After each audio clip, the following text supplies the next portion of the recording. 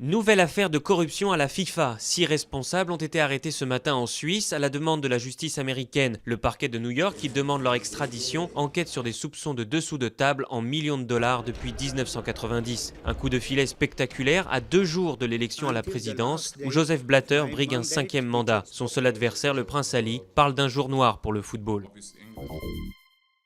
Liberté, égalité, fraternité, laïcité, telles sont les valeurs républicaines que François Hollande entend sacraliser en introduisant ce soir au Panthéon 4 héros de la résistance. Les survivantes du camp de Ravensbrück, l'ethnologue Germaine Tillon et l'emblématique présidente d'ATD Quart-Monde Geneviève Anthonioz de Gaulle, ainsi que le journaliste et chef de réseau Pierre Brossolette et le ministre du Front Populaire Jean Zay.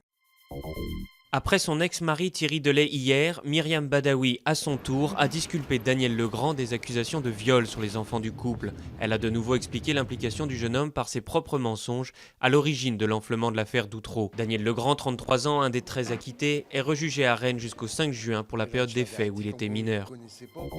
L'Inde brûle, plus de 1100 personnes sont mortes dans la vague de chaleur, en majorité dans le sud où le thermomètre frôle les 50 degrés. Ouvriers du bâtiment et sans-abri sont nombreux parmi les victimes. Des milliers de gens subissent aussi les coupures d'électricité d'un réseau surchargé par les climatisations. La mousson est attendue, elle, avec anxiété, mais les premières pluies prévues pour mardi dans le Kerala mettront des semaines à gagner le nord du pays.